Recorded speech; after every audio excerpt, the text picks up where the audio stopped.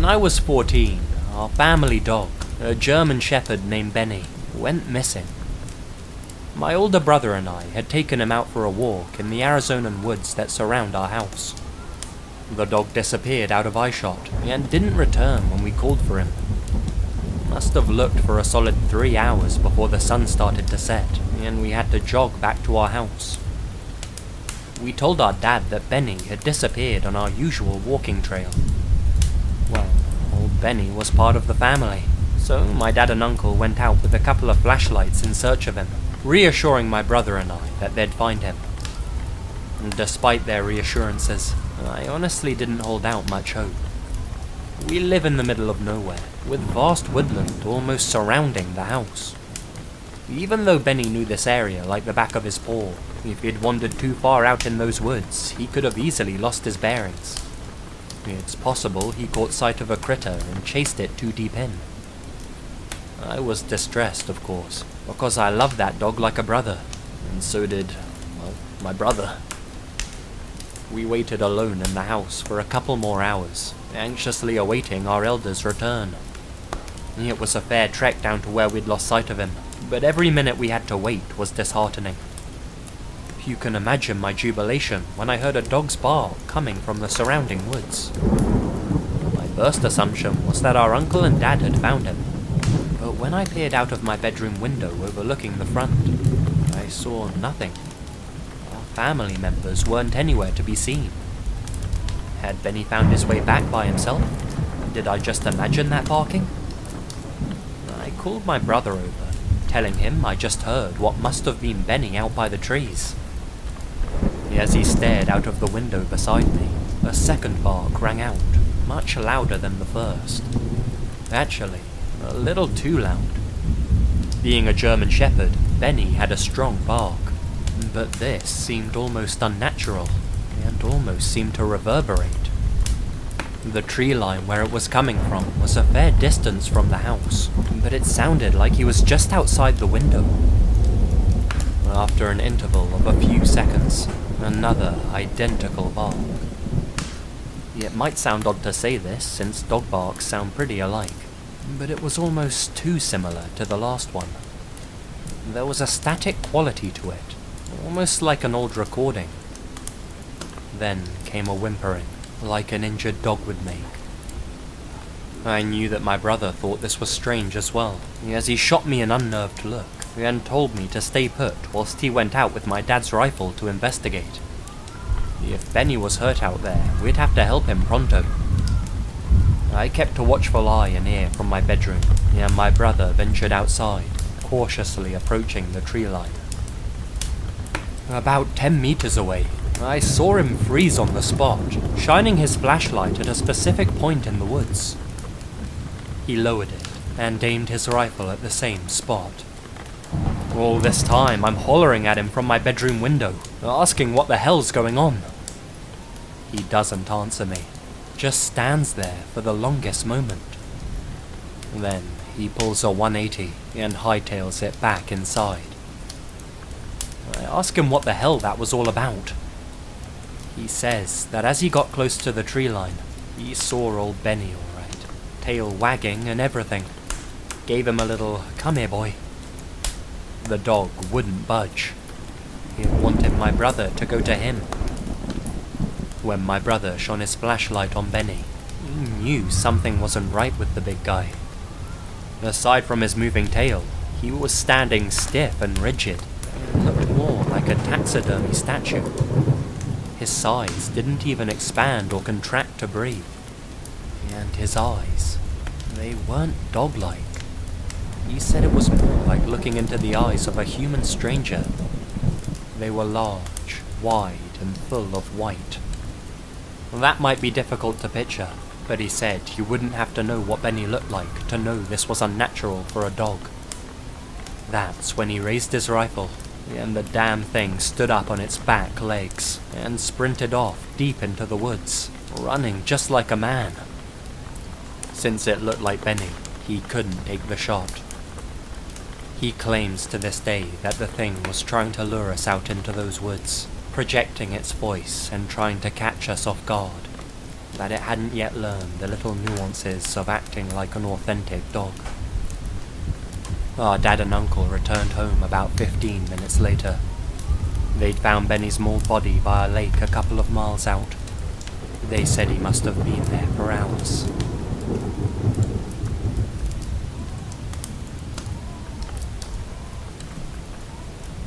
Not much is known about skinwalkers, other than the obvious, since the Navajo generally don't like to talk about them.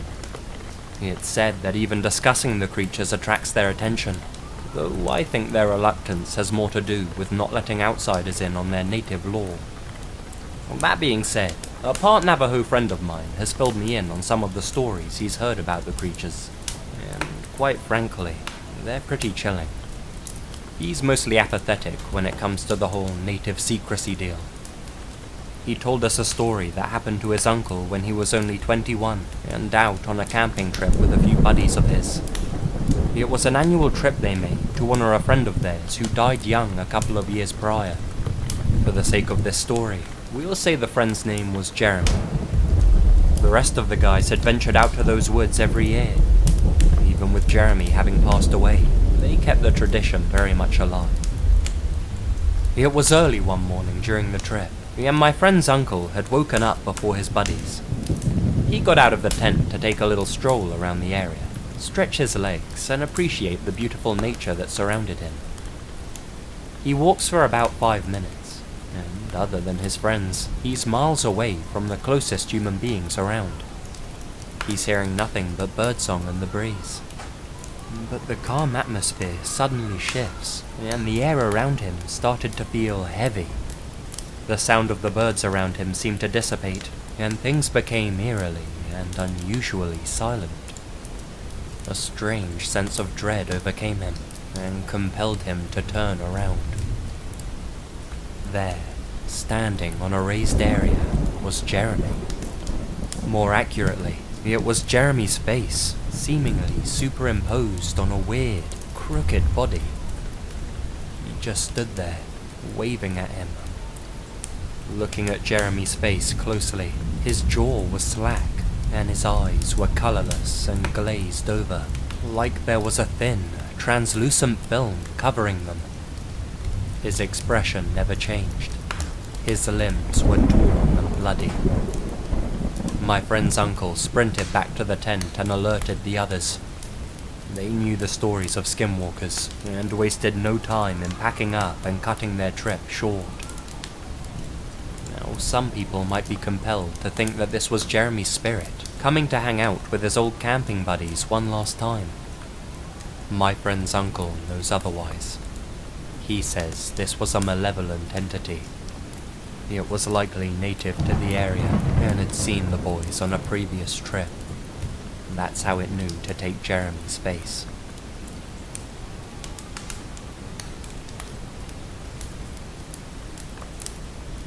I don't belong to any UFO groups or anything like that, but this actually happened to me. I've told a few trusted friends about it, but never bothered writing it down. I'll try to relate it as accurately as memory allows. In 1990, while I was working as a paramedic in Anchorage, we got called out on an alarm for a man having a heart attack at the state jail in Eagle River. He was a native man in his 70s, and after I got him stabilized with IVs, O2, and cardiac drugs, my partner and I began to transport him to the native hospital in Anchorage. En route to the hospital, I had time to talk to this gentleman who was an Aleut from the native village of Port Graham, a remote village on the lower end of Cook Inlet. Well, as usual with me, the topic eventually drifted to hunting and fishing, and I casually mentioned to him that I was once weathered in at the upper lagoon of Dogfish Bay, only a few miles from his home in Port Graham. The lagoon was about as beautiful and wild a place as I had ever seen in my 35 years in Alaska. Well, when I said that I had spent some time in Dogfish, this old man sat up on the gurney and grabbed me by the front of my shirt. He got right up to my face and said, "Did it bother you?" With that question, the hair stood up on the back of my head. You see, I knew exactly what he was talking about. I said, yes. "Did you see it?" was his next question. "No," I replied. "Did you see it?" "No, but my brother's seen it. He had chased him." This old Aleut and I were talking about the same thing, but we never used the words Skinwalker, or Bigfoot, or legend, or anything like that. We just both knew what we were talking about. Allow me to explain. In August of '73, 3 of us were bow hunting for goats and blackies in what was then a remote wilderness of Lower Cook Inland. A sudden storm forced us to take shelter in Dogfish Bay lagoon. We beached our skiff and let the tide run her dry. After a dinner of broiled salmon, we turned into our tent. Back in those days, the best tent I had was a dark green canvas job with a center pole and no windows or floor. We left the fire burning and cleared the pots and pans so not to attract bears during the night. The sky was clear, but the wind was howling through the old-growth timber that lined the shore. Sometime around 2 a.m, my friend Dennis woke me up by squeezing my leg. I could dimly see his face in the tent. His finger was across his lips. I listened. Then I heard it. A step. A man was quietly walking outside our tent, taking very deliberate steps. When you spend as much time in the great outdoors as we all had, you become intimately familiar with the sounds of the wilderness. This wasn't a natural sound. It definitely wasn't a bear, or any other kind of animal for that matter. Scenes from the movie Deliverance flashed in my mind. We woke Joe, the 3rd member of our party, with the same leg grab and finger to the lips. The walking, or rather sneaking, continued until it had half-circled our tent. And then was quiet, except for the wind. We had our bows and the 06 leaning against the tree outside our tent, so somehow we talked Joe into belly crawling out of the tent to get the rifle. We were scared shitless, I tell you. The next day and night, the storm continued to blow. We saw several black bears on the salmon stream at the head of the lagoon during the evening hunt, but had no chance for a shot. We didn't talk about what happened the previous night. Too embarrassed, I guess, to be scared by a black bear that sounded like a man. We got back to camp early, built a big fire, sat around it and ate dinner until about midnight. In August, there's still some light in the sky at about 10 or 11. I recall we were all embarrassed about being afraid of the coming night. We had a flashlight and the rifle in the tent between us, locked and loaded. I finally dozed off, but woke right up when Dennis squeezed my leg. The illuminated hands on my watch showed it was 2:30 a.m. Joe was already sitting up and had the rifle in his hands. I heard the first step, no more than 10 feet away from the back of the tent. It was moving slowly. Then we heard another, and another. Whatever this was, it sounded like it was walking on 2 feet. It made the same semicircle around the tent. When we finally mustered enough courage, we crawled out of the tent and turned the flashlight on. We saw nothing. No tracks. Nothing.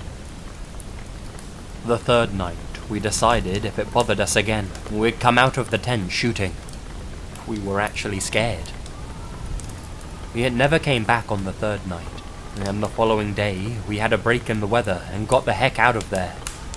Never told anybody about the experience for several years until about 1979, when I happened to be reading an old Alaskan Sportsman magazine, published in 1935. In the letters to the editor, a woman wrote that she recently found a letter written by some distant relative of hers, who was a schoolteacher at the cannery in Portlock Bay, a rugged fjord adjacent to Dogfish Bay. The year was 1905. She quoted from the letter. It said that the cannery employed a small group of Aleuts from a small village in Portlock Bay during salmon season. Their camp was about a mile from the cannery buildings. One day, All of the Aleuts moved out of the village and paddled their biddercas back to Port Graham. The letter said that the Aleuts claimed a hairy man was bothering them and frightened them to the point where they had to leave. I've since done some research into the subject and found written histories of natives from Seldovia to Port Graham being frightened and bothered by something. They even have a native name for it. It doesn't translate into English very well. These accounts mostly take place during the first half of the 1900s and are native related. Not all of them though. I talked to one white guy who, in 1968, got the bejeebus scared out of him while coming down an alderchoke gully while on a goat hunt in Portlock. Most of these accounts precede the Bigfoot hype that appeared in the 60s and 70s in the Northwest. Me and my buddies will never know what was circling our tent those nights, but it sure as hell wasn't an animal, we can tell you that much. Anyway, that's my story, and I'm sticking to it.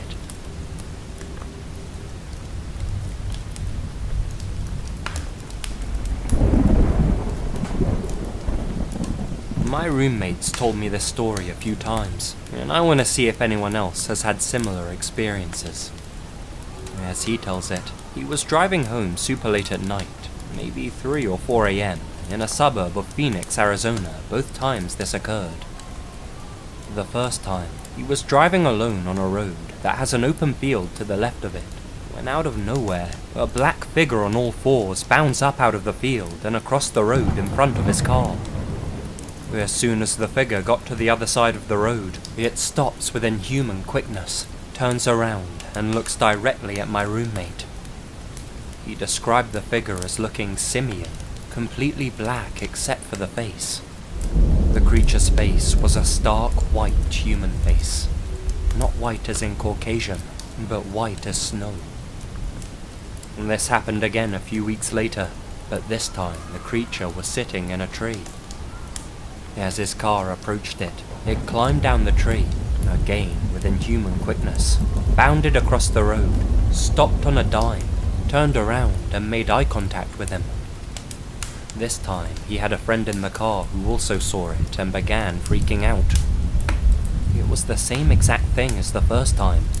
A simian black body with a snow-white, expressionless human face. My roommate, ever the curious one, turned the car around and began searching for the creature, but it was nowhere to be seen. Could this be Skinwalker related?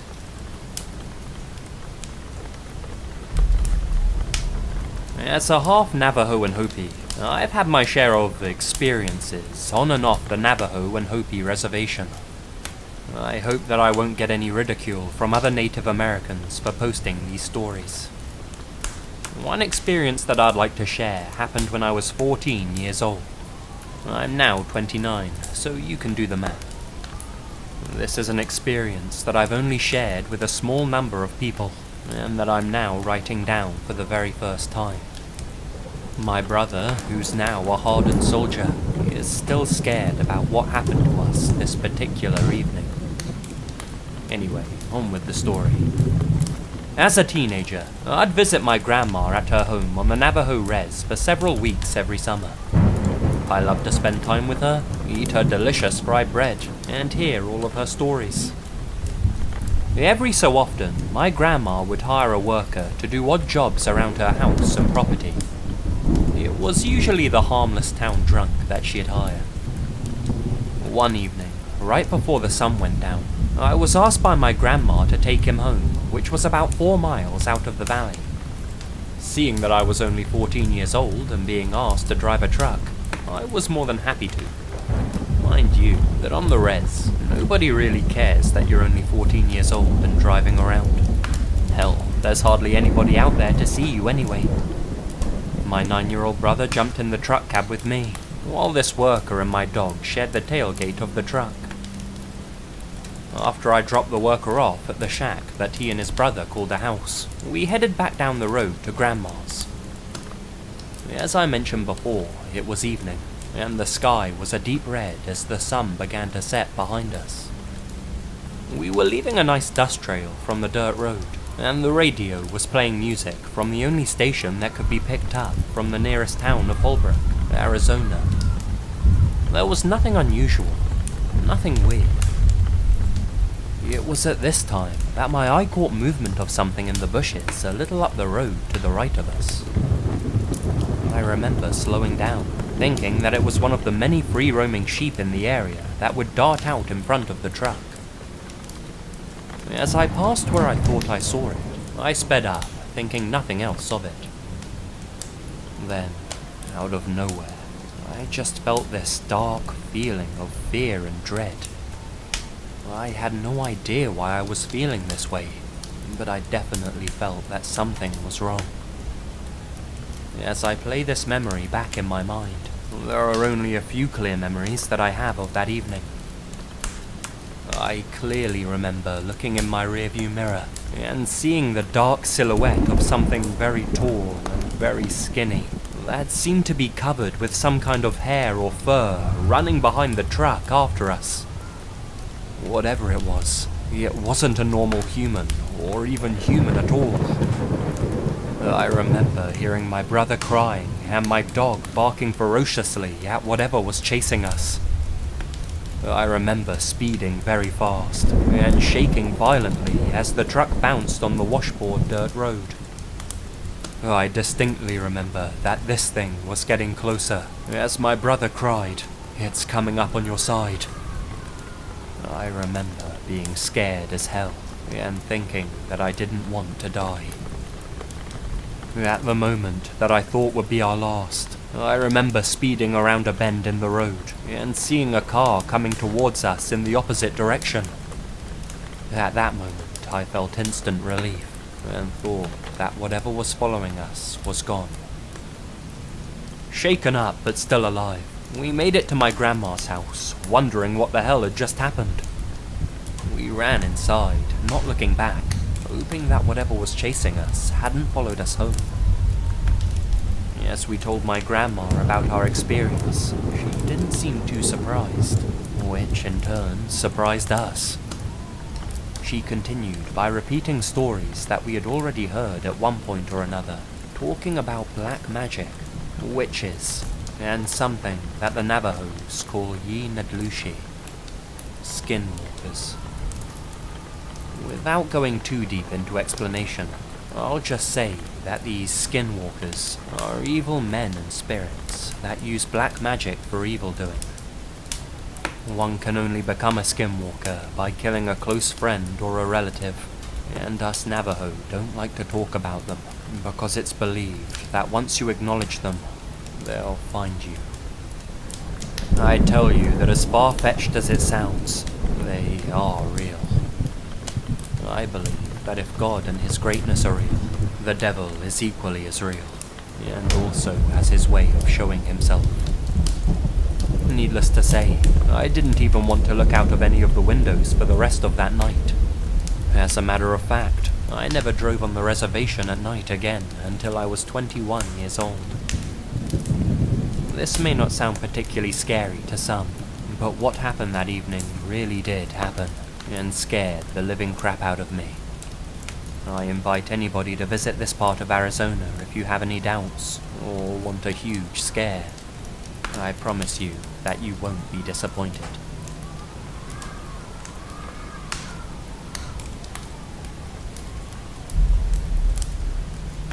This is my parents' story, and it took place in Colorado many years ago, back before I was even born. They're both natives, and have always been a very superstitious pair. That might just have saved their lives that night. They were traveling along $1 Million Highway through Red Mountain Pass after a long road trip. It was around 2 or 3 a.m., and my dad was behind the wheel, while my mum slept in the passenger seat. They both knew the road well, and Dad was driving cautiously. The road is notoriously dangerous for its lack of guardrails and sheer steep drops over the edge. At one point, Dad nudges my mum awake. There's something not quite right about the road up ahead. After letting her eyes adjust for a moment, She too could see that the road ahead was different than usual. After having driven that road so many times, they both knew that the sharp left curve they were fast approaching was going the opposite way it should have been. This part of the road was meant to curve right around the mountain. Always had, always would. Even the sign they just passed said so. Neither of them knew what to say as they approached the bend in the road. They both rubbed their eyes, but they're not seeing things. The road really is turning left, not right. But that was impossible. The silence was killing them, and as they reached the point of no return, Mum screamed to turn right instead. She needn't have bothered, as Dad was already spinning the wheel in that direction, knowing that was how the road was supposed to go. As he turned, the actual road seemed to appear before them, just how it had always been. The road that turned left was now just gone, as if it had never been there to begin with, and all that was left in its place was a sheer drop. Had they followed the illusionary road they both saw, they would have plunged over the side of the mountain. Dad maintains that this was some sort of trickster trying to force them off the side of the cliff and into an early grave.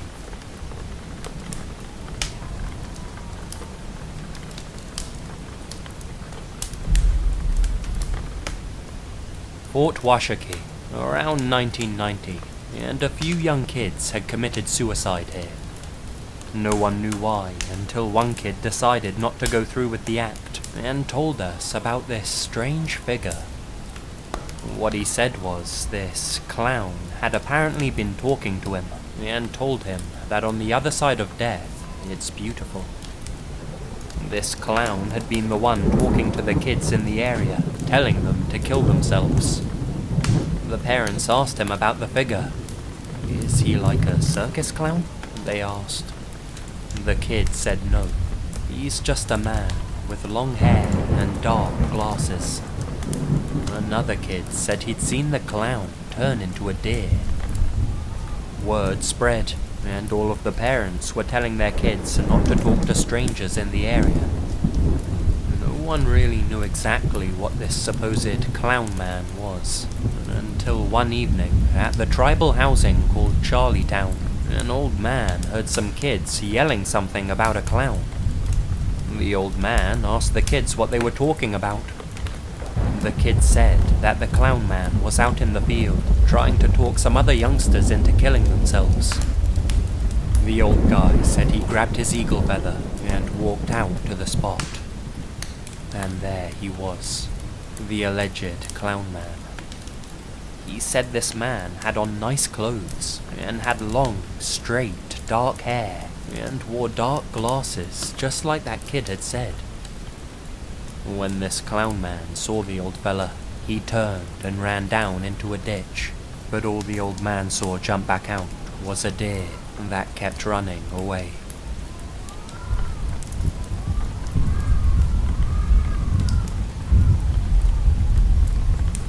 I'm searching for answers about something that happened to me this morning. I've posted this in several other forums I've found on Google. I just need some answers.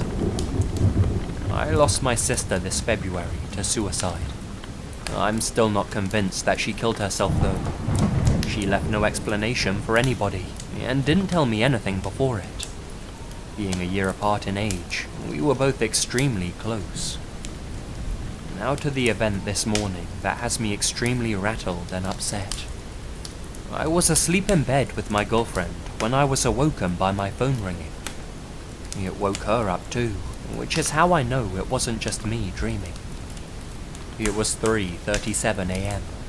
I know this because when it rang, I looked at the screen to see what number was calling me, and I saw the time. It was a private, unknown number. Usually I won't answer these private calls, but being half asleep and guessing it was probably a drunk friend ringing to be picked up, I answered. I said hello, and all I could hear was this muffled, kind of static sound. No one replied, so again I said hello. Again, no response. I thought it was probably just a prank call or some shit, and was about to hang up when I heard my name getting called. Paul. It was clear as day and sounded 100% like my sister. I kinda froze, and in a panic, I said her name a few times, pretty much pleading it to be her. Then, all I heard was, "I'm sorry. I love you. Please, help me." That last bit is what has me really shaken. Please, help me. I asked where she was, and then heard this really, really loud screeching sound, and it just went back to the dial tone. When I hung up, I turned to my girlfriend. She asked why I was saying my sister's name, and it's then that I had a complete meltdown and cried harder than I ever have. I didn't go back to sleep. I just sat up with my phone in my hand, waiting.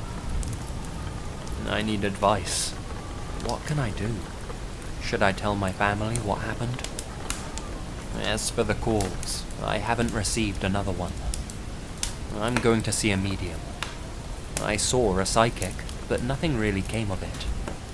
Also, a couple of people have suggested a Ouija board.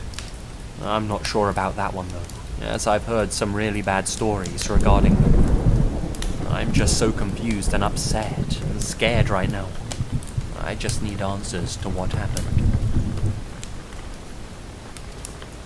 My friend and I are walking home late one night after visiting one of our buddies who we hadn't seen in a while.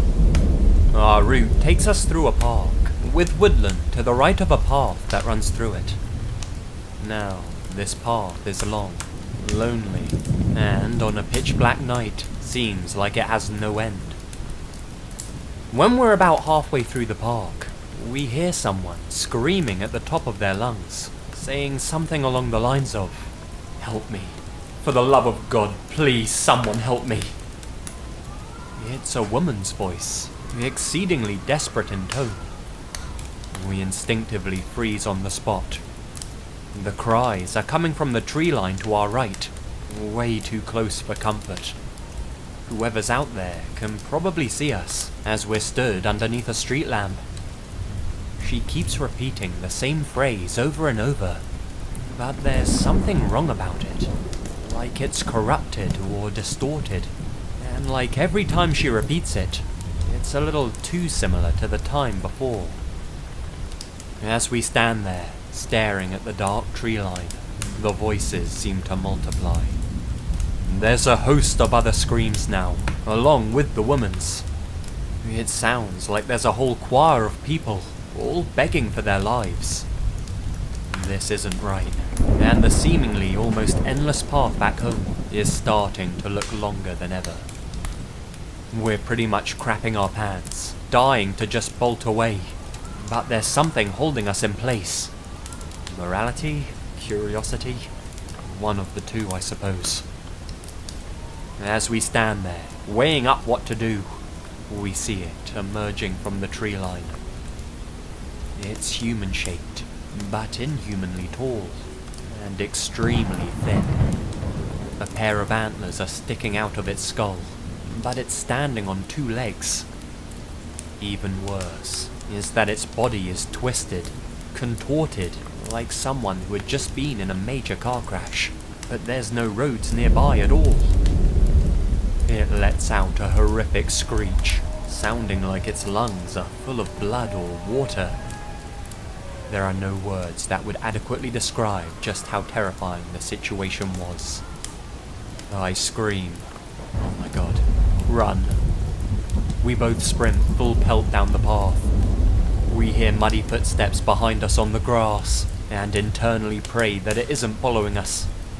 We're too chicken shit to even turn our heads to check at this point. Then, from behind us, we hear it scream a familiar sentence. Oh my god.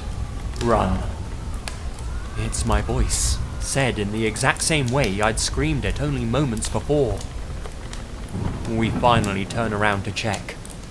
The mimicking creature was closer to us than to begin with, but was now, thankfully, clambering back towards the trees, still walking on its hind legs. Its movements were far too human. We spoke with a few of my neighbors about it. They tell us that skinwalkers are known to repeat the last words of their victims in an attempt to lure people to them. Since most people's last words were desperate cries for help, it apparently works quite effectively. I'm just glad I wasn't walking home alone that night. We both stay away from that park now.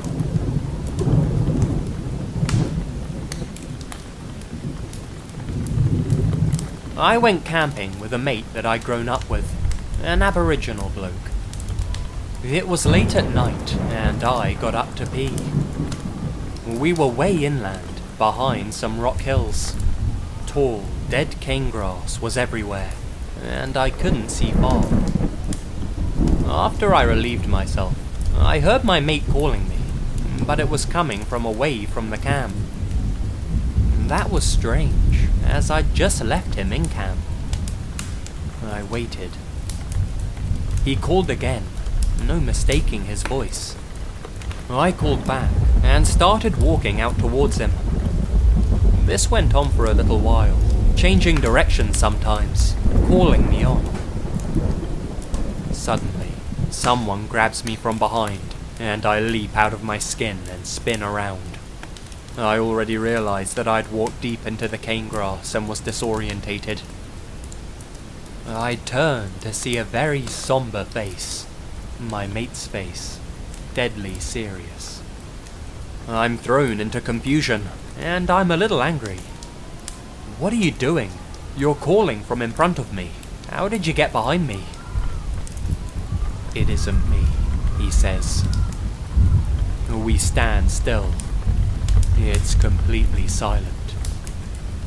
I'm starting to get mad, but I can see the fear in his face. I wait. Sure enough, that voice calls again. But my friend's right there. That's impossible. Now I'm fucking freaked. I'm all wide-eyed and staring at him. He whispers, "Bad spirit. We'll go back to camp straight away." Like I said, I was disorientated, but if I knew where the hell camp was, I would have run straight up his back to get there. At the camp, he tells me how this has happened for eons. People get called away by familiar voices. Sometimes they make it back to tell what happened, and sometimes, especially if they're young, they perish. If my friend hadn't heard me and come and tracked me down, well...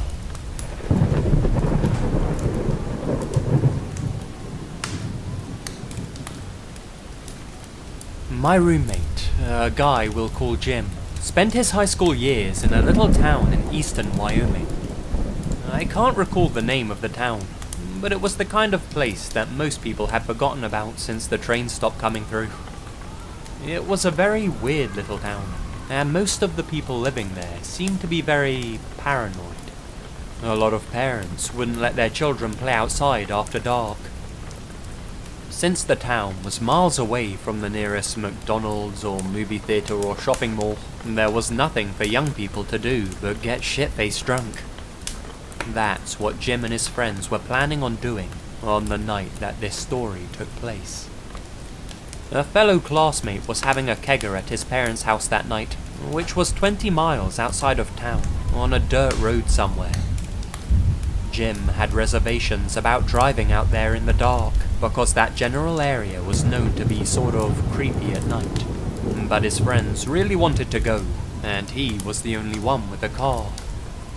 So, after some coaxing, Jim and about 5 of his friends jump into his Buick and head out of town. About half an hour later, they realize that they're completely lost. They haven't seen any houses or cars in a while, so they figure they must have taken a wrong turn somewhere, and decide to head back to the main road. After turning the car around and driving in the opposite direction for a few miles, Jim spots something in the middle of the road up ahead. His friend in the passenger seat notices it at the same time and says, "The fuck is that?" At first, they can't tell what they're looking at, but as the car draws nearer to the big black shape in the middle of the road, it starts to look like a mass of fur. Jim thinks it must be an animal, but it looks big enough to damage the car, so he slows down and stops the car about 20 feet away from the thing. At this point, it's completely illuminated by his headlights, but neither he nor his passengers can figure out what kind of animal it might be. Since it hasn't moved, they assume it must be dead, and start arguing about who'll drag the body to the side of the road. That's when the thing starts to move. They all fall silent and watch it as it stirs, and then suddenly stands up. Jim would always preface the next part of his story with, "I know it sounds crazy, but..." He says he can't really describe what he saw, because he had never seen anything like it before. The closest he can come to is this. The thing, whatever it was about 7 feet tall when it rose to its full height. Its body was shaped like a human male, but it was covered with a thick, dark fur. The head, he said, and I watched the goosebumps break out on his arm as he said it, was not human. It looked almost like a jackal or a German shepherd, with a long snout and pointed ears, and its eyes were glowing in the headlights, the same way a cat's eyes sometimes glow. It was staring right at them. Jim doesn't know how long he stared back at the thing before he noticed that it was clutching a dead rabbit in one of its enormous hands, or paws. He barely had time to register this bit of information when the creature suddenly flung the dead rabbit away and took a step towards the teenagers in the car. Jim slammed the car into reverse, made a U-turn, and got the hell out of there. Needless to say, they didn't make it to the party that night.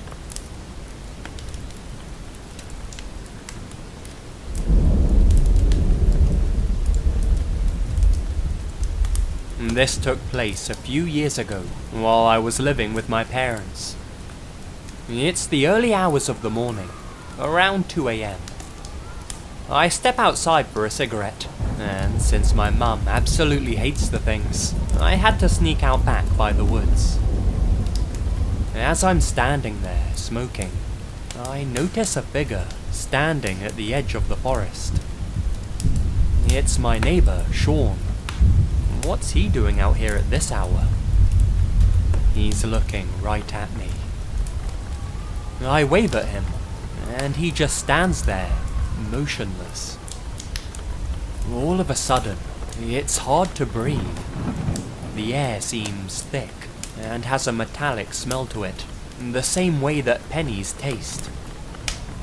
This was a really eerie situation, but I kick myself for being such a scaredy cat, and take another drag on my cigarette. As I do, the smoke gets in my eyes, and those of you who've had this happen will know that it stings like a bitch. I'm forced to close my eyes and rub them for what couldn't have been more than a few seconds. I open my eyes, and Sean is standing closer to me. Like in the brief moment that my eyes were shut, he'd walked from the edge of the woods towards me, and then stopped and stood motionless again. What the hell's he doing in the forest anyway? What is this? He waves at me, but it's like he's jerking his arm rather than moving it fluidly, like he's not sure what he's doing with it. I don't take my eyes off him as I put out my cigarette and back up into the house. His eyes are fixated on me the entire way. I shut the door and quickly move to the window to peek out and see what he's up to. He's right there, maybe 10 or 15 yards away from the house now, still staring right at me. I lock the door Hell, I start locking every damn door in the house. When I'm finished, I go to check the basement door. He's right there, standing at the window, looking in and staring at me still. He does that jerking wave. Now that he's up close, I could see that something was wrong with him. It was Sean, but at the same time, it wasn't. Like someone had copy and pasted him into reality, but didn't make a perfect match. The instant I saw his face up close, his jaw drooping open, that Uncanny Valley sensation consumed me. I let forth a scream that would wake the dead, and sprinted upstairs, where I encounter my stepdad, who asks me what the fuck's going on. I tell him there's someone outside, and he grabs his gun and goes to check. No one's there. The next day, I ask Sean about it. He doesn't know what I'm talking about. At the time, I'd never heard of Skinwalkers, but after reading about them, I'm almost 100% sure that this was one of them.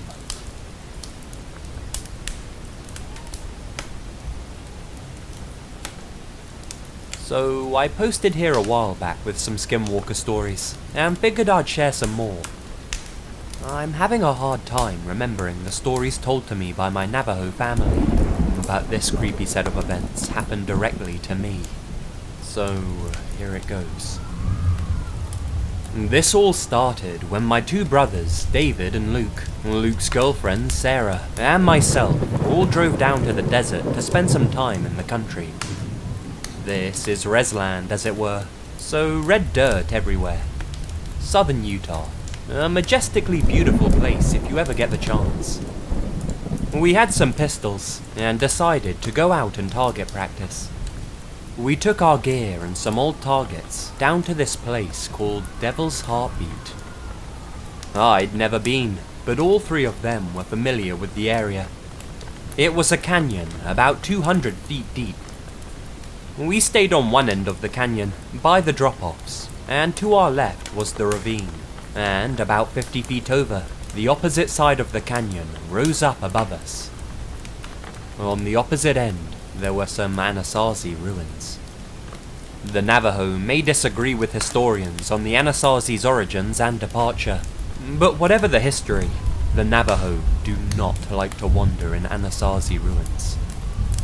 According to Navajo legend, they believe that the Anasazi simply disappeared from existence, leaving behind plates, dishes and food, and went into another dimension or some other equivalent.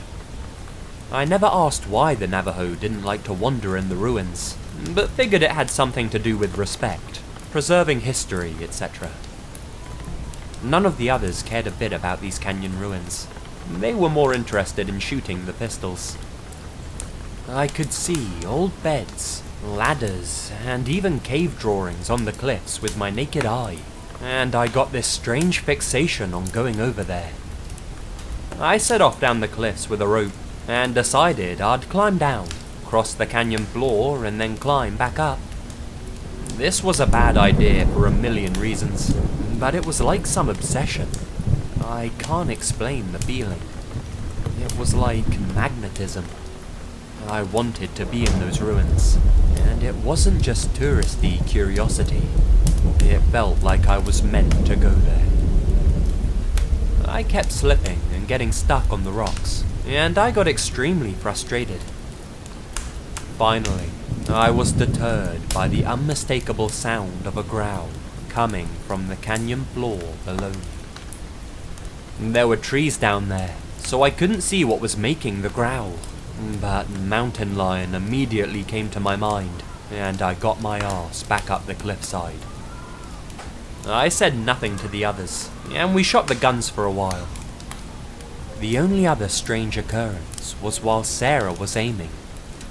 Things got eerily quiet. We all heard a sound coming from behind us, maybe 20 feet away. It was like a growl, and then a hoarse laugh, almost like a lion and then a hyena. We had a clear view of the entire area, and there was nothing there. Certainly not on the cliff tops when we heard it anyway.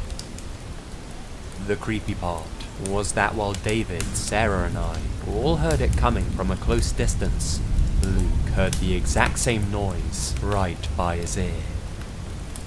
We ended up camping out there to see if anything would happen, and this is when I got completely terrified. Before, I was only scared of wild animals. We had guns though, and were sleeping with no bags or tents, just some blankets under the stars, and a little fire. I felt safe laying there. I fell asleep pretty quickly, but woke up a few hours later to see everyone else laying with their eyes wide open, listening. The canyon was completely full of noises. The only way to describe it is people banging rocks together. There'd be one set of bangs maybe 300 yards away, then another clacking 200 yards away, then 50 yards away. The canyon echoes, so it's hard to tell exactly how many rock-smashing rock noises there were, but they sounded like Morse code. We listened to this for maybe 10 minutes.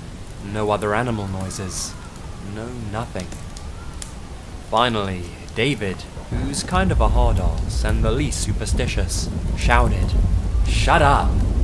And everything immediately stopped. My heart was in my throat. We just sat there and stared at each other. It was dead quiet. And then we heard more weird noises coming from the Anasazi ruins. I don't know how to explain this one either, but it sounded kind of like a zebra noise, like those squeaky trills. It got louder, and then the rocks or sticks or whatever started up again. But this was worse, because now other animal noises came. We heard what sounded like wolves or coyotes barking, owls hooting, monkeys screeching, which in my opinion was the most terrifying. And through it all, those terrible zebra cries. It took us maybe 10 minutes to douse the fire, pack our blankets and speed away, those noises continuing the entire time. That night I was, obviously, pretty shaken up. Before I could fall asleep again, my Navajo mother came and sat by me, and said that she could tell I had a rough day. We hadn't mentioned any of the creepy shit to her, to avoid a lecture about fucking with the spirits. She asked me about the trip, and I ended up spilling my guts to her about the canyon ruins. It was something personal. I felt like it. After I word vomited all over her, I could see that she had a really concerned look on her face. "What is it?" I asked, totally confused. She explained something I had no idea about. The spirits in those ruins like to lure people up. When they get up on the ground, the spirits push them off. That's why we don't go there. I remained creeped out for the remainder of the visit. The town has a public accessible kiva, kind of a tourist trap for a little podunk place. But since I didn't see the ruins up close, I went down into the kiva. I went alone, as, of course, my superstitious family refused to enter other natives' dwellings.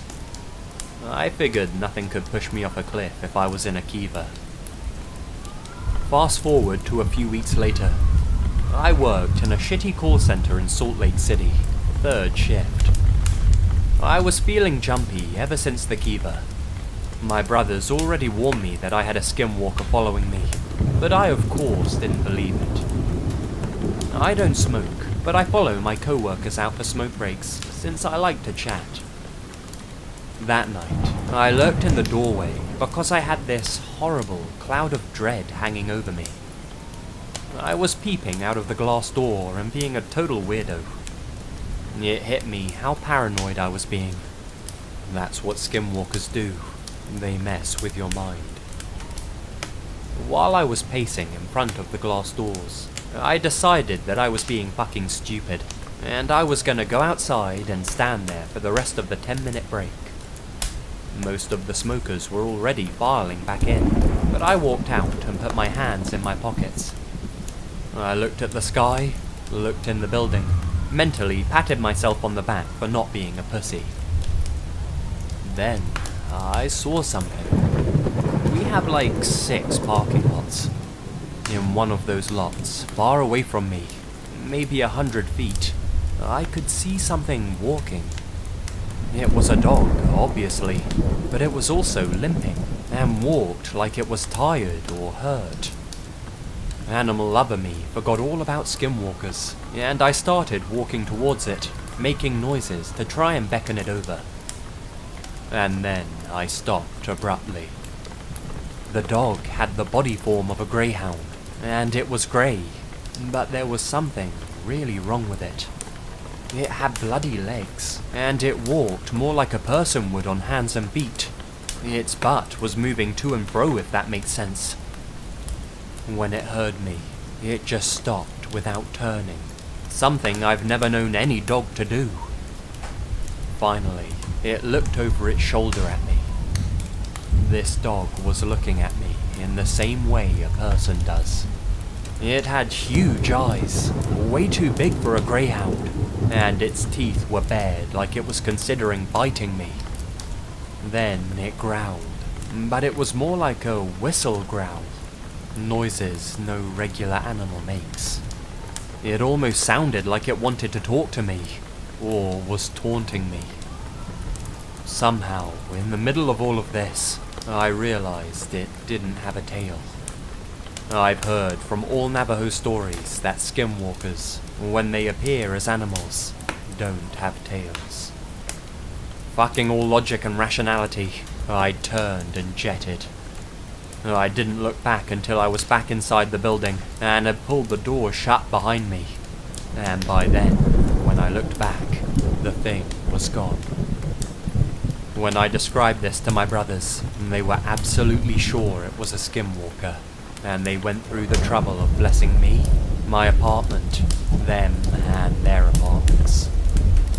I never saw the creepy, bloody dog again, and I have never since even slightly wanted to visit those cliff ruins.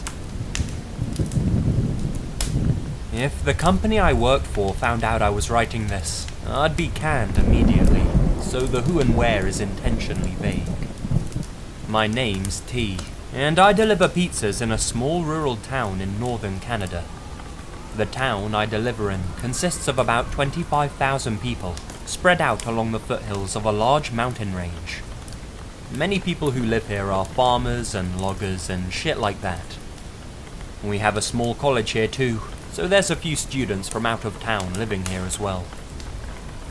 Unlike most delivery companies, the one that I work for allows people outside of the city limits to order pizza up to 50 kilometers away from our location.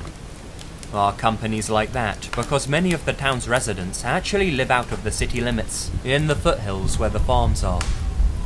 If you're 50 kilometers away, it'll cost an extra $20. That might seem outrageously high, but believe me, people really like their fucking pizza. Obviously, this causes me and other drivers to be gone for long periods of time on deliveries. To top it off, we're open until 5 AM every night. This combination of variables has caused me to witness and be part of some really fucked up and creepy shit during my several years working here. I don't know if other drivers in different parts of the world have the same issues, but here in northern Canada, there's a lot of really creepy and questionable stuff going on. I don't consider myself superstitious in any way, but some of the things I see, I can't explain. Before anyone calls me out and says I'm the only one experiencing these things, I'm not. Other drivers and I regularly hit the bar after shifts, and some of them are really messed up over some of the stuff they've seen. I know a guy who keeps a lamp on inside of his car at night because he's so terrified of the dark after something happened to him that he won't tell anyone about. Several months ago, I want to say December, I was working a close shift, and my delivery sector was mostly the outskirts of town, along the foothills and further north. Being December in Canada, there was about 6 inches of fresh snow, and only the highways and artery roads were ploughed properly. Driving the rest of the roads would be a death wish if you didn't have the right gear and experience. Luckily for me, I have an AWD car, studded tyres and chains in case things go really south, and I'm one of the more senior drivers. Being one of the few people with an all-wheels drive car, I was requested to take another pizza to the edge of our delivery range. Since the weather was so shitty, I called the number on my slip to confirm the address and to check that they still wanted the pizza. Getting the okay from what seemed like a cheery old lady, I set out down the highway. Just after I left the city limits, I noticed something alarming. All of the lights, including the street lights, were out. Assuming a power outage due to the storm, I give my boss a call to confirm it. He confirmed that it was indeed a sector-wide power outage. I attempt to give the lady I'm delivering to a call. Hey, this is your delivery driver. I'm noticing there's a power outage and was wondering if you still wanted the pizza despite these terrible conditions. She said that she did, and that she had a backup generator powering her house, so it'd be hard to miss. Knowing that I'd hooked a substantial tip, I put my blinker on and continued back down the highway. One thing you need to understand is just how dark it was. With it being later than midnight and not a single light on, the only things illuminating my way were my subpar headlights. On top of that, it was snowing quite heavily. For reference, my field of vision looked exactly like this. If my car were to die, or my headlights were to go out, I'd be completely fucked. About 10 kilometers down what I can only assume was a dirt road, underneath the mountains of snow in the middle of nowhere, I came across a car in the middle of the road with its hazards on. The car was diagonal across the road, and from its tracks, I could tell it tried to stop suddenly and lost control. Moving about 20 meters from the car, I couldn't see any signs of life, and noticed that the driver's side door was swung open and snow was piling inside the car. What alarmed me the most was what looked like blood on the inside of the window and all over the steering wheel as well. Upon clearing the snow from inside the car, it was obvious that there was a pretty brutal accident here, as there was blood all over the driver's side. My mediocre first aid training kicked in, and my first response was to call 911 and get an ambulance out here. Pulling out my cell phone, the most cliche thing happened. There was no fucking service. Obviously there's no fucking cell service, I thought to myself. I'm out in the boonies. At this point, I'd completely forgotten about the delivery, and was pretty intent on helping whoever fucked up out here in the boonies. The chance of another car coming by all the way out here this late was slim to none, so this was on me. I managed to figure out a couple of things. Firstly, the person obviously hit something really, really big, like a moose or a large bear. The front of his car was almost entirely caved in, and both his front wheels were going in opposite directions. No way this thing was going anywhere. Drawing on past experience, I actually couldn't think of any animal that would do that much damage to a car like that. Secondly, after seeing a small trail of blood leading up the road, I assumed he probably went walking for help. This was where I made my first mistake. I followed the trail of blood on foot. Wanting to play the hero, I bundled up and set out into the storm with a small LED flashlight. I was concerned with whoever had injured themselves in this accident and getting to them safely. After about 5 minutes of walking, I realized that I had fucked up majorly as a singular thought went through my mind. What if whatever the driver hit is still out here? Judging by how big the impact on the car was, I can only assume that it was a grizzly bear or something unknown much larger. Dealing with a wounded animal in the middle of winter was something my pay grade didn't cover. After my moment of clarity, I decided my best bet was to get back in my car and get back to cell service to call 911. Not even after I had taken 10 steps back towards my car, I heard what sounded like an entire tree being torn from the ground. The noise was absolutely deafening and threw me into a wild panic. I started sprinting back to my car, but kept getting slowed down by the fact that my legs wouldn't coordinate with each other. After sprinting about 5 steps, I ate shit hard. I tripped face first into a snowbank and just laid there.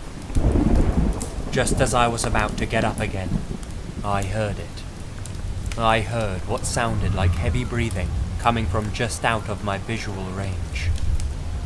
The noise was coming from where the accident happened and where my car was.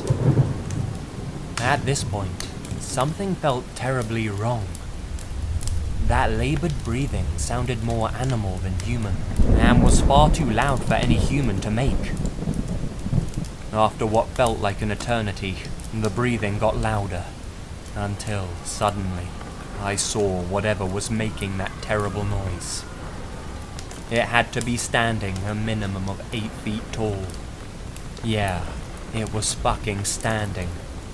It was running on 2 feet, but every couple of steps it would stumble and start running like a bear. On 4 legs, it had sort of a loping gait, but then it would get back up on 2 feet and start running like a human. It was almost entirely covered in thick white fur, and would have been almost impossible to spot had it not been covered in blood. Whether or not that was its blood or the driver of the car, I never stuck around to find out. Whatever that thing was, it was too distracted to see me, and sprinted right past me down the middle of the road, still breathing as heavy as ever. After what I thought was a solid 10 minutes, I forced myself out of the snowbank and sprinted back to my car. When I got back to the vehicle, all 4 of my doors were wide open, and the pizza boxes were strewn all over the road. Not even thinking about the pizza or the delivery, I drove straight to the police station to report what happened. Officially, the police report states that the driver of the car collided with a large bear, and that the bear dragged him off into the woods and devoured him. They never found his body, but did find what appeared to be a portion of his spine, almost 80 kilometers from where the accident happened. It was a really big thing in our town. People spent weeks searching for him. Whatever that thing was that the driver hit, it's still out there. If you guys enjoyed this, I could probably get together with some of the other drivers and get some stories out of them over a few brews. If not, I have a few other really fucked up stories to share with you guys if you want. Either way, tip your delivery drivers.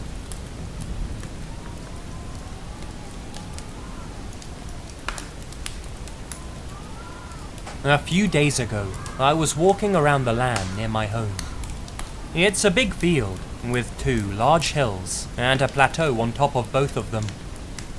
It was around dusk, so the sun had just set, but the moon wasn't out yet. Upon walking between the valley of sorts between the 2 hills, I saw something peculiar. A white, featureless human head, about 200 feet away.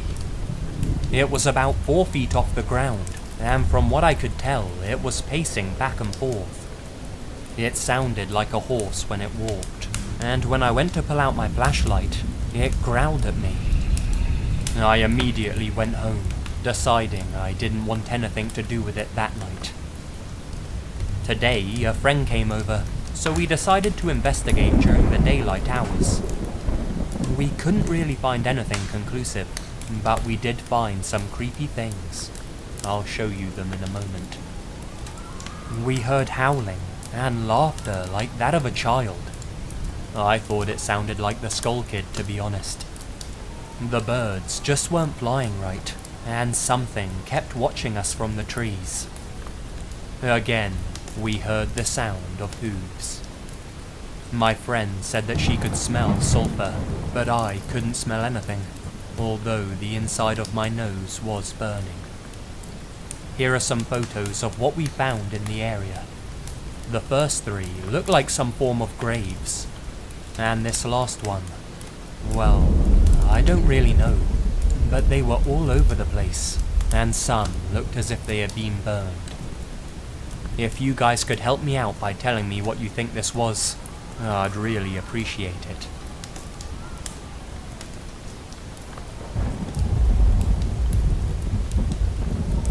Years ago, while hiking with my girlfriend in a very isolated area, we discovered we were being stalked. It was late in the day, not dark yet, but getting there. We were on a path with heavy woods on either side. We could hear movement in the woods, sounds of leaves rustling, branches snapping, etc., that seemed to parallel our path and matched our movements. However, we couldn't see anything, so we tested it. We stopped walking to listen, and the noise then stopped as well. Start and stop again, and it would just keep matching our movements. I left my girlfriend on the path and walked towards the noise. I saw something that to this day I can't explain. When I saw it, it hid behind a tree and quickly ran away. It was probably 30 feet away from me when it took off. Humanoid shape, extremely tall and thin. I've always described it as almost skeletal. It was pale white. I'd estimate it was 7 foot tall or even more. It ran away very quickly, which is a good thing, because I was paralyzed with fear after seeing it. After a minute, I got my wits back a little, and went back to my girlfriend. Luckily, we didn't have far to go. That's a true story, and it made me realize that there are unexplainable things in this world.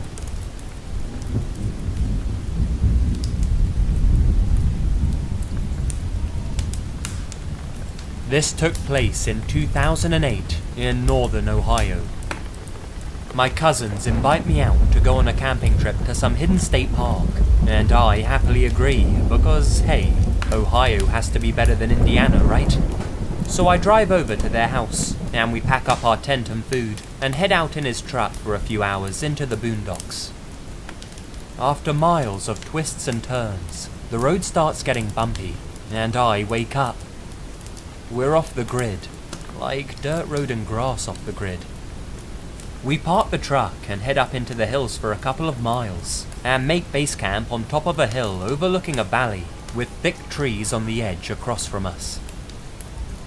Nightfall comes fast, and around 1 AM or so, we're sitting around the fire, and I ask what the name of the park is. Well, they break out into laughter, and say it's not a park, but native land upon some sacred hill. I call bullshit, but they name a tribe, which at the time sounded legit enough, so I didn't argue against it.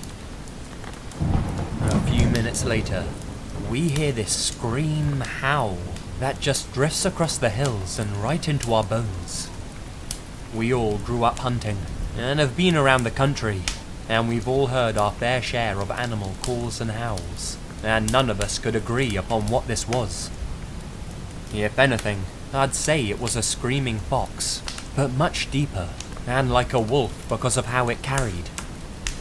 This goes on for a few more times, and our laughter soon becomes uneasy as it seems to be getting closer. The fifth scream sounded like it was coming from down in the valley, so we all look over in the direction. Out of the fucking tree line, we see what looks like a gangly, thin man who, from far away, seems way too tall for normal. This thing takes off in a sprint on 2 legs right at us, and without hesitation, all 3 of us run off the hill and into the woods towards the car. As we reach the bottom of the hill, we hear the scream again, This time from where the camp was. After the fastest 2 miles in my life, we get in the truck and floor it off the land, and to the nearest McDonald's where we stayed until sunrise. We agreed to go back in the morning to grab our things. We do, and to our surprise, nothing had been moved or been taken. We drove back to my uncle's where we tried to joke about it and just move on. This shit didn't bother me until I looked up wendigos online, and I became uneasy because it looked just like what we saw. The shit's real and out there. I grew up in a town on the Gulf of Mexico. Our neighborhood was next to an absolutely huge field, and on the other side of the field was the Gulf itself. My childhood home was laid out where my bedroom and my parents' bedroom were on opposite sides of the living room, which is where the front door was. I normally stayed up late, much later than my parents at least. They didn't mind much, as I didn't get into much trouble just playing video games. Anyway, I'd fallen asleep playing Super Mario RPG on the SNES, mid-battle and all, when I woke up to my dad calling me into the living room. So I got up and walked out of my room. Every light in the house was off. I called out, "Dad?" I don't recall the exact verbiage used, but he called me by name and was calling me to him. The living room was completely empty, and as I said, without a single light on. I stood there, my eyes peering around the room, which was dimly lit from a nearby street lamp seeping through the blinds. "Dad?" Again, he calls out to me. This time though, his voice came from beyond the front door. In retrospect, of course, something was wrong.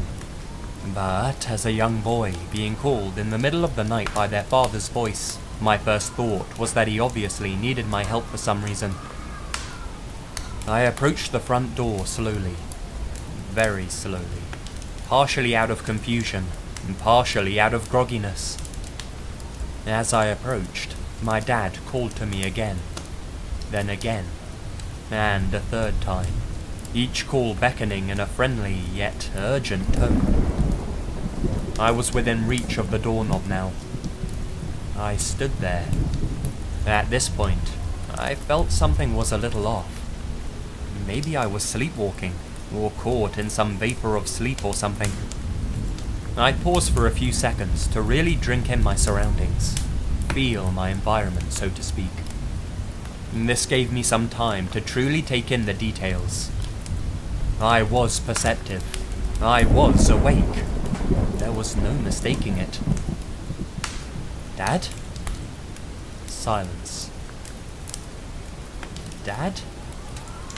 Then I heard him once more, stern this time, like he sounded when I was in trouble. "Get out here, now." Oh shit, it's serious, I think to myself. I reach for the door. "Son, what are you doing?" It was my mother, right behind me. Her voice, in contrast to everything I was feeling in that moment, terrified me. It was the most startled I had ever been in my life, but that record wouldn't last long. I replied to her inquiry. "Dad's outside, calling me. I think he needs me."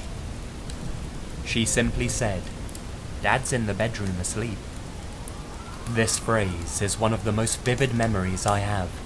Just thinking about it has me covered in chills. The record shattered. This was by far the most terrifying single moment in my life. I know for a fact I wasn't dreaming. I don't sleepwalk. I remember waking up. I remember it very clearly. And then, right after that, was when I had first heard that voice, luring me outside. Maybe that's what woke me up in the first place. I had no response to the bombshell my mother had just dropped on me. I was just emotionally exhausted by fear. You know, that sickly, exhausted feeling you get when you receive absolutely terrible news. I simply muttered, "Good night," shuffled back to my room, and laid there on the floor until I passed out from emotional exhaustion. I've never heard anything like that since. I've told this story for 20 years now the exact same way. It's one of the clearest memories I have from my childhood. I, of course, don't know 100% that this was a skinwalker. I have no idea what the fuck it was, though I have heard that they do employ these kind of tactics to lure you into their sick traps. All I do know for sure, though, is that it was something, and it almost tricked me.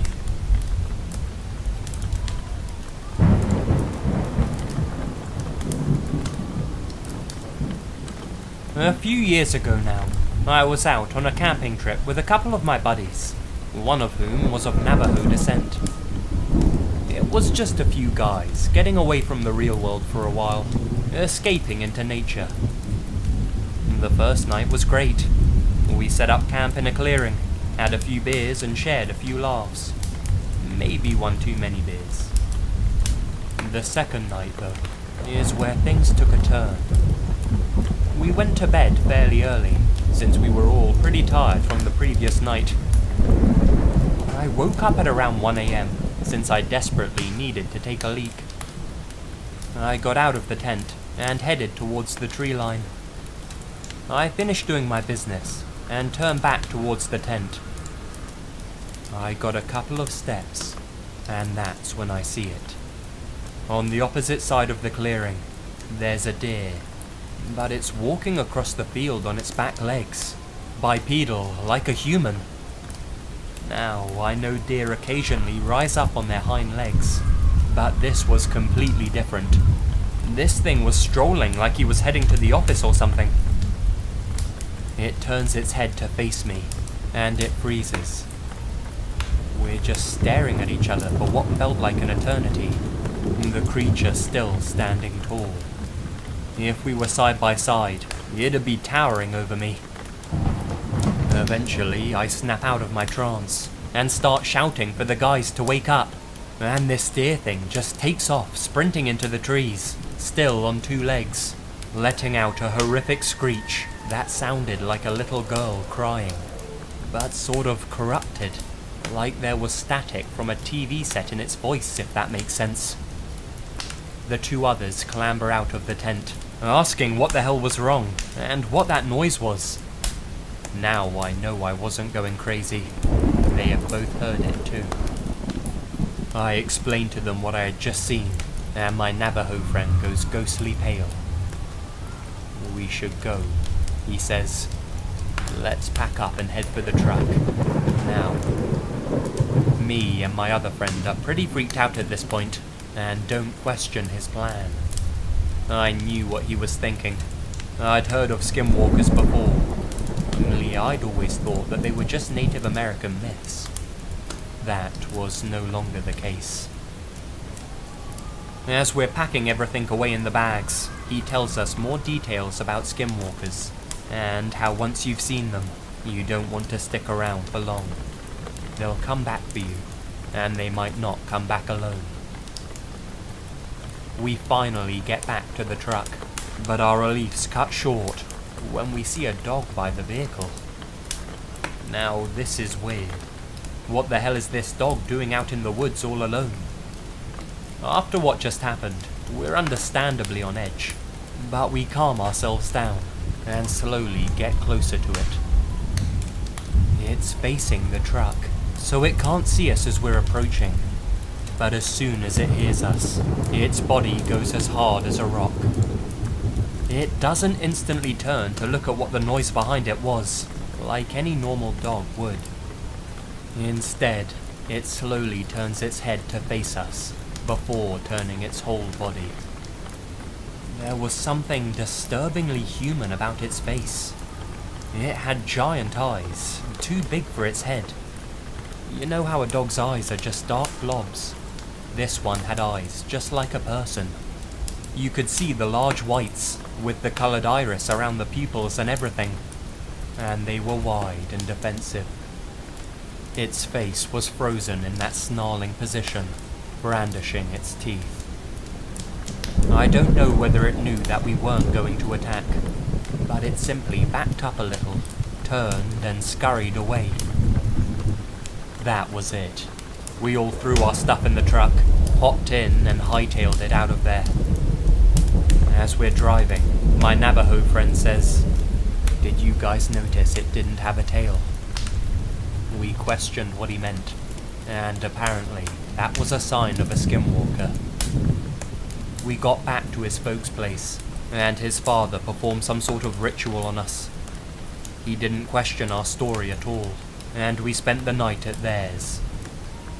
The next morning, his parents refused to let us leave without taking a small totem-like thing with us. Allegedly, it would keep the things at bay. Seems to have worked so far, though I can't help but check outside my bedroom window each night before I go to sleep, just in case they've somehow tracked me down.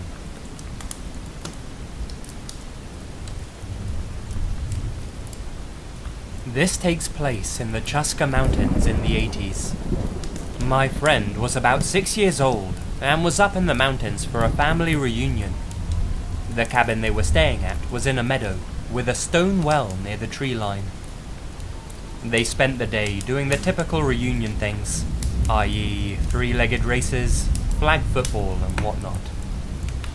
The sun starts setting, and the family retires to the cabin.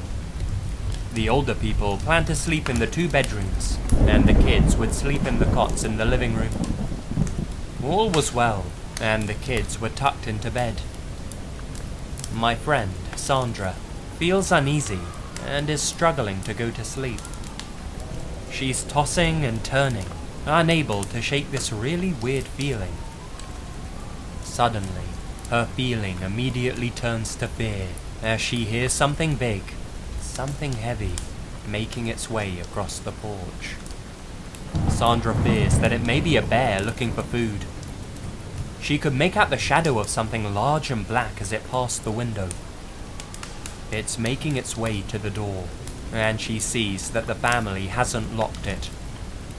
Sandra watches the door, too scared to move or even scream, and she sees the doorknob rattling back and forth. Whatever's trying to open the door succeeds.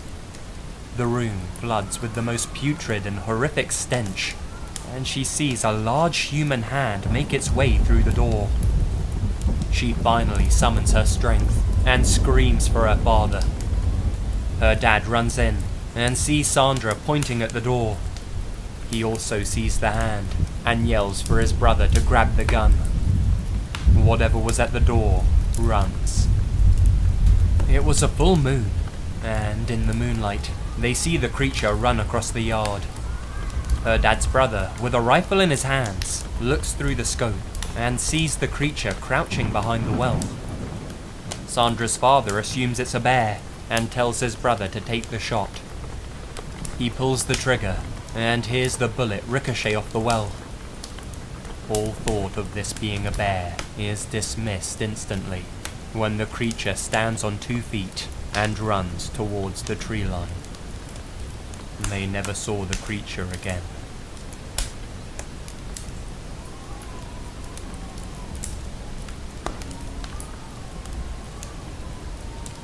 This occurred in Maine 2 years ago when I was 18. Every summer, my family and I go to a camp in Dedham. It's about a 3-hour drive from my house. The camp itself is about a half-hour from the nearest town.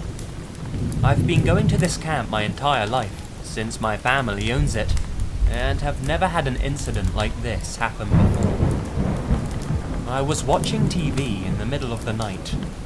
Both of my brothers and my parents had gone to bed. I heard a noise coming from the kitchen, and realized that our dogs needed to go outside to do their business.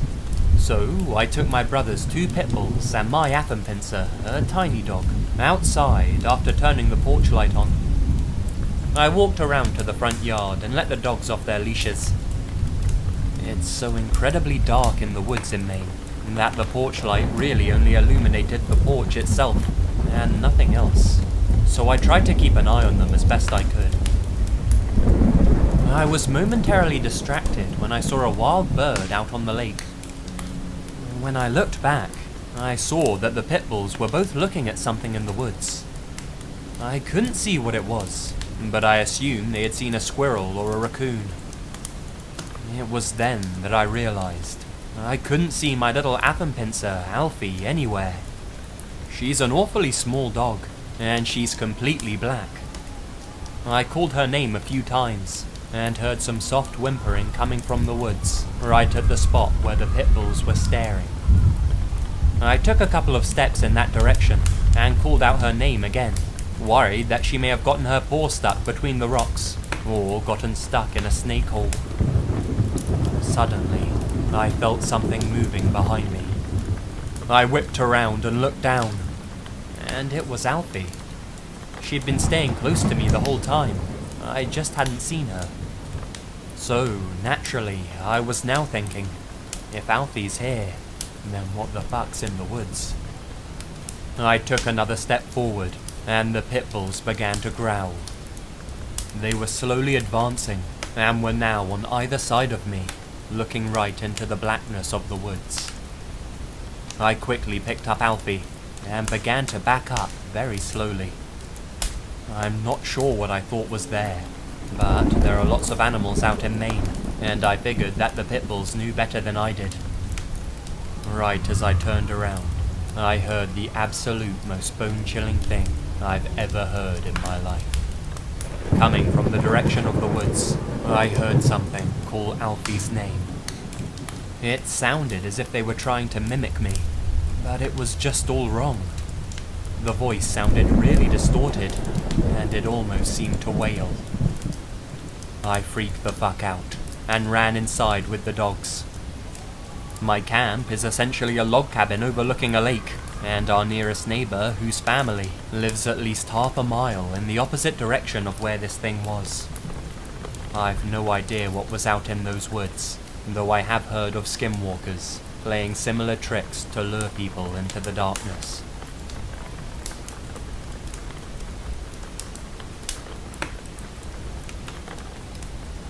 Last October, I was visiting my grandparents out in Shiprock, New Mexico. Many Navajo people, including my own family, are very reluctant to speak about skinwalkers, because it's commonly believed that talking about them attracts their attention. However, I grew up away from the Navajo Nation, and was very naive about the subject. When it came to skinwalkers, I was an absolute skeptic. My mum used to tell me a story about how back in the 80s, she and my aunt saw a skinwalker just outside their driveway, under a streetlight. She described it as a black dog with dirty fur, a twisted, noodle-like front leg, and these unnatural eyes with a soft burnt glow to them. Me, being my logical self, doubted every word, but I never said my doubts aloud. But these doubts totally changed last year, when I went to my grandparents' house. My family and I had just finished going to the carnival at the Navajo Nation Fair, and decided to call it a night. The house was close enough where we could just walk home in less than 10 minutes. When we got there, it was around 9 PM at night, and we stayed up past 2 in the morning, catching up about family affairs and the local news. It was during that time that I decided to open my mouth and blurt out the question, "Hey, are skinwalkers real?" "You shouldn't be speaking about that," my grandma said, with almost a disturbed yell in her voice. Not wanting to push the discomfort any further, we all decided to go to bed. Now, the trailer is pretty old, and it was a really nice night, so we slept with the windows open and the screens covering them to prevent bugs coming in. Everyone had fallen asleep except me. Just as I was finally getting relaxed, I started to hear something moving outside. I get up from the couch and start wandering over to the kitchen window. All of the rooms have the lights out, so the only visible light that I can see is from the porch light out the front. I take a quick scan of outside. From the porch light, all I can see is the dusty ground, and the vehicles that my family drove, along with some old metal trash cans that stood beside the road. Looking for a good 5 seconds, I wasn't able to see anything, so I was getting ready to turn around and walk back to bed, thinking it was just a stray cat or something. Only having taken 2 steps, I hear what sounds like a distorted scream coming from outside, definitely close by. Fear rising, I look outside again, and there I see it. A coyote-like figure was staring at my direction from behind the cars, just outside of the reach of the porch light. Only it looked absolutely wrong, and gave off an evil vibe just from looking at it. It was grey, with very disheveled hair, and a horrific orange-reddish glow to its eyes. I noped the hell out of there back to the bedroom.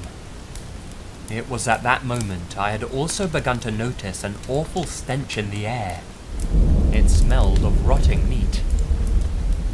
I started trying to wake up my mum, whose response was, "It's almost 3 AM, what do you want?" I tell her there's something outside. Now annoyed, she then says, it's probably just a stray animal. It's the res. Animals wander all the time at night. She obviously wasn't getting the drift of what I was saying, so I screamed, "There's some Blair Witch Project shit going on outside, Ma." That got her attention. And then we both heard it. The thing outside started making more of those dreadful screams, and sounded as if it was thrashing around on the ground outside. Both her and I got up and looked outside the window, and the coyote thing was making its way to the front door. It walked with an odd limp and dragged its back right leg as if it was handicapped. We could hear it start scratching against the door and making this odd, muffled moaning sound. My mum went and got my dad, and they both started shouting in Navajo all sorts of words, telling the thing to go away and saying it's not welcome here. Well, all this commotion was enough to wake up the rest of the trailer, and they all came into the hallway. The only thing my mum did was turn to them and simply said, "Skinwalker," while proceeding to point at the door. Apparently, they already knew exactly what to do, as my grandfather got a handgun out the drawer and a bag of ashes. He coated a few bullets in the ash, loaded them into the handgun, and went straight to the door. Yelling out more Navajo that was too fast for me to comprehend, he swung open the door and fired twice. Nothing. The thing managed to escape before my grandpa could even put a bullet in it. Next thing I know, my aunts and my parents are freaking out about what just happened, saying stuff like, "What if it comes back tomorrow? It saw us. Does that mean we're targets now?" Afterwards, my grandparents calmed everyone down, saying we'll be fine, and to go back to bed. Morning comes, and my grandparents call over one of their neighbors and explain to them what happened. Apparently, one of them was a medicine man who used to partake in a Navajo ceremony used for healing and curing sickness. He blessed each family member and the grounds outside. Today, I'm very convinced that what I saw was a skinwalker. I still plan on going back to visit my family and to return to the Northern Navajo Nation Fair. I just hope I never have an awful experience like that again. I'm an Ojibwe native, enrolled in the Mille Lacs Band of Ojibwe, located in northern Minnesota. We Ojibways have a ceremony called Midawewin. This ceremony is generally used as a healing process. It's a sacred ceremony that us Midwesterners take very seriously. Around 2 years ago, during the summer of 2013, I accompanied my cousin to the ceremony, which was held on my reservation. After a lengthy drive from the cities, I arrived at this strange destination that wasn't on the map. This area had a small lake, which I later learned didn't have a name. Anyway, I met with my cousin, and I spent the next 5 days with him as he prepared for his turn to be healed. We met many others that were seeking the ceremony's healing properties as well. Traditionally, you're not supposed to tell anybody what you're going through the ceremony for. So, I spent the next 5 days here at this remote place, where they didn't allow any technology of any sort. We lived like our ancestors did. As such, we didn't have the luxury of any showers, but nobody at the ceremony liked being sweaty and dirty all day. We all pitched in for a room at a nearby casino, so we could all take a shower. On my second night at the ceremony grounds, we were all gathered around a large bonfire before heading off to sleep. During our time at the campfire, the ceremony guide asked us if we could hear the coyotes. To be honest, I did. They were crazy loud, the loudest I'd ever heard them. We all agreed that we had heard them, and he proceeded to tell us that ever since one person started the ceremony, the coyotes have been going wild every night. Anyhow, we used the shower room at the casino frequently. We always went in pairs, and it was a young girl's turn, and she went with her mother. We'll call this young girl Mary. Mary had apparently joined the ceremony to get rid of an evil spirit that had been following her and scratching her arms during the night. It sounds crazy, but be prepared for what you're about to hear next. These words come from the mouth of Mary's mother. I woke up Mary at around 9 p.m, and we drove to the room to shower. I showered first, and Mary waited out in the room, watching TV. After my shower, it was Mary's turn. Everything was going good, until she screamed a blood-curdling scream, and the door slammed and locked. Mary was screaming so loud, and I was screaming and freaking out myself. I couldn't open the door to save my baby, so I got on my knees, and I looked under the crack of the door, and I saw 2 feet. I was certain they weren't Mary's, because I could hear her screams coming from further away in the shower. I screamed for whatever it was to leave her alone. All of a sudden, Mary stopped screaming. I was able to open the door now, and Mary was in there, sitting in the shower as if nothing had happened. I hugged my baby, and we left right away. We rushed back to the ceremony grounds. I remember when Mary and her mother came. It was late at night, maybe 10 or 10:30 p.m. I awoke to the sounds of the mother crying, and it was extremely surreal and unsettling. We got together, offered tobacco, and made use of the 4 medicines. An emergency ceremony proceeded that lasted 2 hours. By the end of it, little Mary was asleep, and we were all exhausted. As I lie in my bed, mortified at what the mother told me earlier, I didn't sleep at all. The next day, I noticed something. The coyote calls were gone. Coincidence? Maybe. Mary had no memory of her spirit. Her family described it as an elderly woman, and often viewed it trailing Mary. On Mary's last ceremony day, the ceremony guide told us that he had done some deep research and brainstorming. He believes that because of Mary's mother's tribal affiliation with the Dakota Sioux, it upset her daughter's elder spirit. Mary was accepted into Mille Lacs because she was just over the 25% blood quantum requirements. The evil spirit was angered that young Mary was in the wrong tribe and didn't accept it.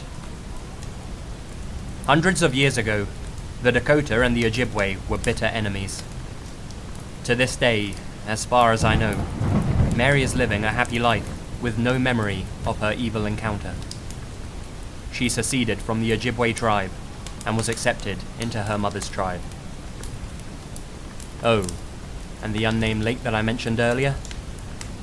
It's now known as the Devil's Call.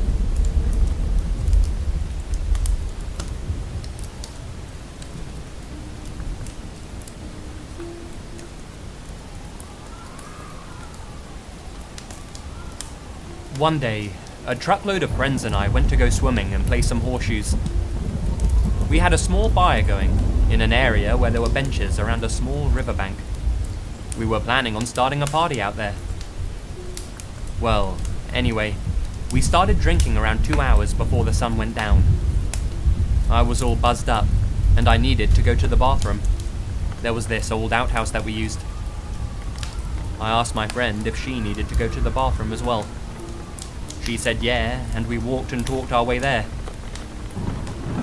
We did our business, before walking back to the area where our friends were, by the Horseshoe Pit.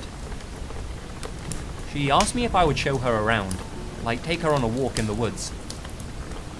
I told her, no, it's going to be getting dark soon. Can't be out in the woods like that. She replied, okay, and followed me back to the Horseshoe Pit. When I walked up to the pit, that same friend was standing there, on the other side. I take a look behind me, and nobody was there. The hair on my back stood up, and I got that super freaked out feeling. I didn't want to mention that to anyone. I didn't want to freak them out. My family owns a farm in the heart of an Indian reservation. One winter, I was home for Christmas, taking care of the farm while my parents were away Christmas shopping. I was home by myself, way late in the night, and I hear all of our cows freaking out. I knew that it had to be the wild dogs that were rampant in the area. So I throw on some boots, grab a shotgun, and head out to the field. This was a perfect scenario for a horror movie. It was cloudy, but there was a full moon, and it was breaking through the clouds just right to light up all of the snow. I ran out into the middle of the field, and just in time I see two dogs. They were standing up and fighting, facing each other. Perfect. 2 for 1, I think to myself. So I pump a shell into the chamber of my 12 gauge, and then it happened. The two dogs heard the rack. They both stopped, looked over at me, and ran away on their back legs. Immediately I froze, and every ghost story about Skinwalkers, and all of the other native legends I grew up with, flew through my mind. Up until that point, these were all just bogeyman stories that the native kids would share. That night, they became real to me.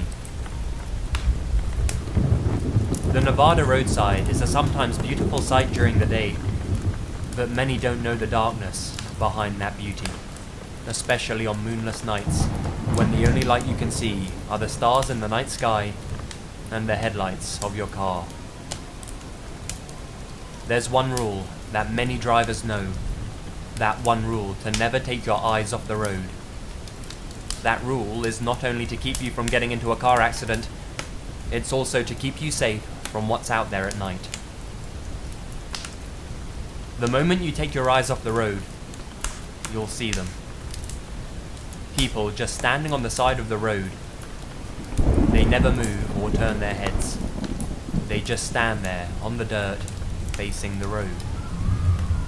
While you remember to look forward, you can still see them on the side, out of the corner of your eye, as you drive further down. After a while, you won't be able to resist, and eventually you'll look at them, trying hard to see their faces. You'll forget about the road, until you hear your car veer off the side, and your attention is pulled back to the road. You'll suddenly see that it's too late though, when you see one of those people in the middle of the road, and you swerve to avoid them, and you crash. As you're lying there on the steering wheel, barely conscious, you see them coming towards your car. You don't see their feet moving at all while you lay there bleeding. They just seem to be getting closer with every blink, and on the last blink, you see their face, and their face is blank. The Nevada roadside is a beautiful sight during the day, but at night, when you're all alone, driving down the highway road, just remember the most important rule. Never take your eyes off of the road.